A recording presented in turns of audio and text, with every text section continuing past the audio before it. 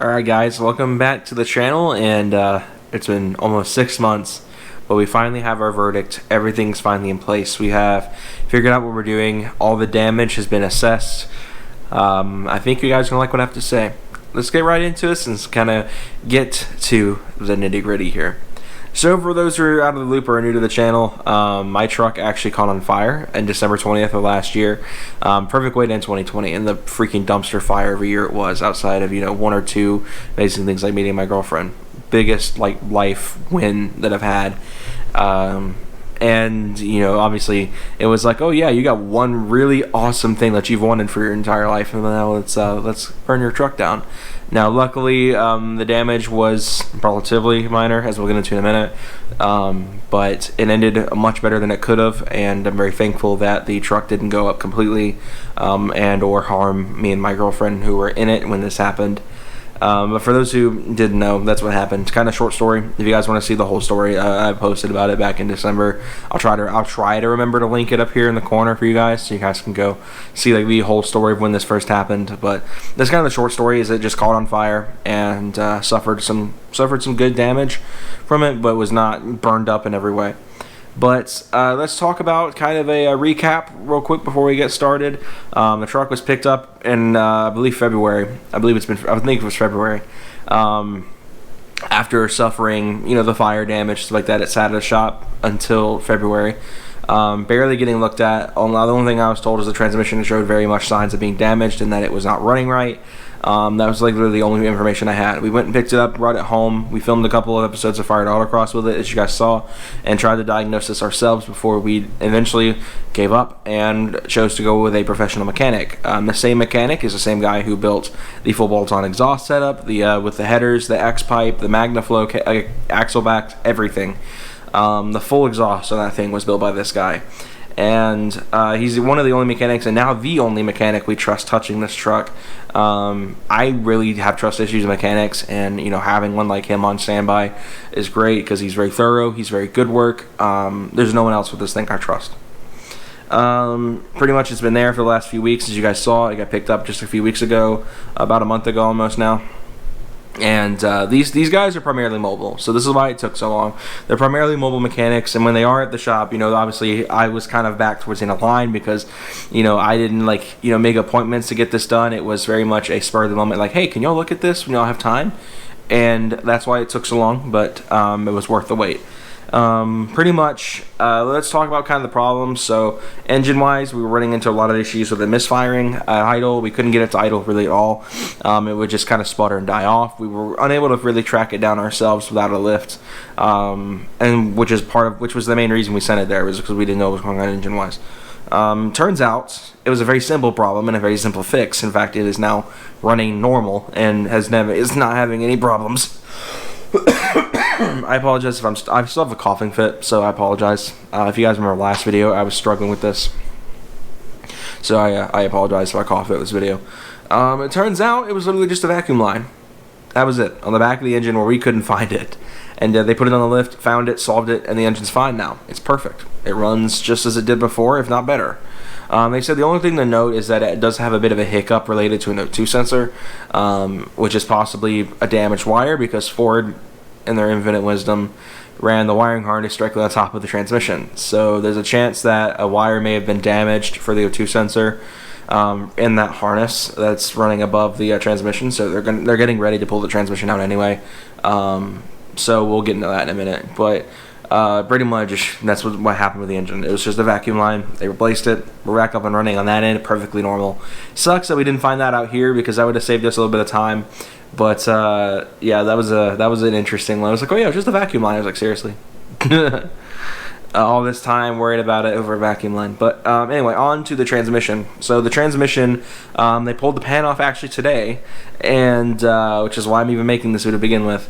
Because I knew about the engine stuff last week. I knew about this already, and I just didn't say anything up until today when I'm recording this. Transmission-wise, though, they pulled the pan off and noticed there was a large amount of metal in there. And that's obviously a problem. And they pretty much determined the transmission is completely destroyed and is completely worthless. It would make sense. The vehicle speed sensor is completely damaged. I can tell you that much already. just by the fact that in Fired Autocross 1 and 2, it can be seen apparently at 20 miles an hour when it's parked.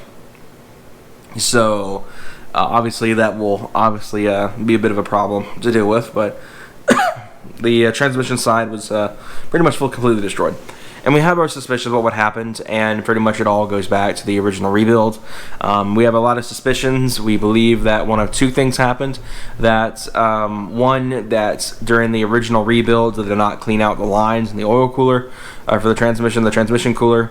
And we feel that the original blowout of the first transmission that I had with it, which was its second transmission, had caused some metal shavings to get caught in the cooler. The cooler we believe was not replaced, and which led to metal shavings being reintroduced into the new transmission, which caused premature failure. Now, our other suspicion, which is also very likely, is that they gave us a defective transmission with a defective pump that failed and heated up the transmission to the point that it caught fire. Because we have not been able to trace any leaks to it at all, we cannot find any evidence of any sort of leaks.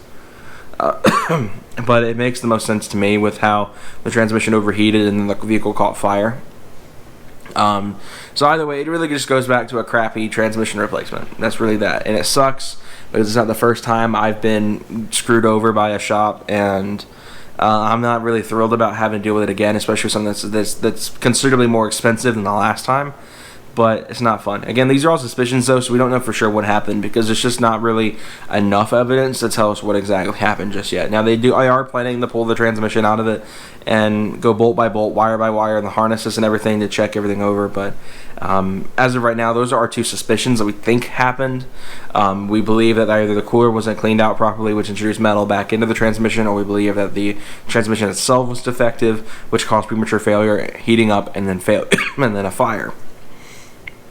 So, with all that said, we do have our final verdict. I talked it over with everybody, talked it over my parents, talked it over Michael and Hayden, asking for guidance and advice, and pretty much the ball was in my court. I got to make the final call. And pretty much I had arguments on both sides of either fixing it and or getting a new car. Getting a new car would obviously open the door to road trips, would open the door for more fuel efficiency, a new platform I've never experienced before, all that stuff, stuff I've wanted for a long time. But having to deal with a car payment on top of having to deal with school and working a job is something that will just add a lot of stress, and that's what made me lean more towards getting it fixed. Obviously, getting it fixed, no car payment, which means I can get a project car finally, something I've wanted for years, which I'm really excited about. Obviously, getting my own build back that I had before, not having to start fresh. Obviously, having to deal with a part out process. And just being able to pick up where we left off. And at the end of the day, it was a very hard decision because it was like no car payment, having to, not having to start over, but having a car payment and having a completely new build platform. It's something that's probably going to have to be able to prove to be more reliable in the long run. But at the end of the day, it was a tough decision, but we decided to go ahead and pull the transmission and have it replaced.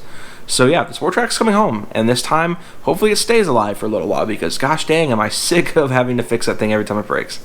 Pretty much the goal right now is, now that I'm working, I plan on fully just catching up on maintenance that I've let go for too long because I haven't had the financial means to do so.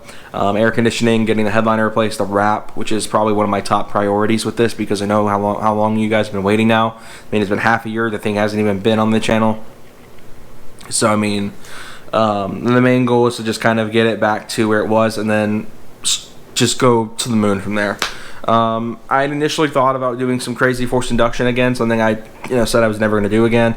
And I think I'm still going to stick to just staying in A, going full bolt-on with it, and kind of just enjoying it as that. As much as cool as it would be to go with a turbo setup or a supercharger setup, especially after watching videos of turbo 4.8s earlier today, like GM 4.8s. I think at the end of the day, I think I'd be happier keeping it simple and staying full bolt-on and to build an engine for it and build a trans. So yeah, that's kind of our decision to make. I feel like a lot of people are going to be happy with that. I know a lot of people were, very scared that I was going to lose this truck and that I was going to get rid of it. Because, I've mentioned in the past, I really didn't intend on keeping it. But that was, a lot of just thinking with my head, not as much my wallet. And after, being logical and thinking about it financially, I feel like that it was the right move to make. So yeah, I don't know the turnaround on this. I know now that we know what we're doing, they're going to pull the transmission probably in the next couple of days and have it sent off to their friend, who is going to put a massively good warranty on this, considerably better than what I had before, obviously, as well as they're planning on using completely OEM Ford parts in this transmission, so it's not going to be any sort of jank, rebuild kit online. It's going to be a properly built Ford spec transmission, meaning that I should get a considerably larger amount of mileage instead of 10,000 miles out of it, if even that. My original plan was to go build trans, but after talking it over with everybody again and thinking about it financially, what makes more sense, I think I'd rather have it on the road sooner than have a built trans in it when it's not going to be making the most out of that built trans. It being full bolt-on is probably going to be best to stay stock trans. Now, obviously, if I were going drag racing with this thing all the time, if I were building it to go, hardcore, 900 horsepower V8 build, that'd be one thing. But staying with the V6, staying full bolt-on, staying in A, I don't believe that I need to go that crazy with it. So yeah, that's kind of the gist of it, guys. The truck is going to be coming home one more time, one more shot, and we're going to be picking up where we left off. And yeah, we'll have to wait and see how this all goes. Obviously, there's a line in my head about it. I still don't trust it entirely. I trust the work that'll be done to it, but I don't trust the truck itself, because that fire really did ruin that. So it has some trust to earn back, to say the least. But getting it fixed, getting everything dialed back in, and getting everything up to tip-top shape, and getting this thing running perfect is kind of the goal. Obviously, I still have some stuff to take care of. I still have some loose ends to take care of, like the AM intake. Gonna get it retuned finally for that. I've been waiting on that for a while, but haven't had the financial means to make it happen. Now that I do, I'm gonna make that happen for you guys, because I know everyone's curious about it. And then eventually, once that's taken care of, we'll do a dyno day with it, and we'll see just how much wheel horsepower it makes, even with 240,000 miles. I think it'd be fun to see. But anyway, guys, that's the gist of everything. If there's any questions you guys have, leave it in the comments below for me, and I'll answer them the best I can. But yeah, the Sport Trac's back once again, and let's pick up where we left off.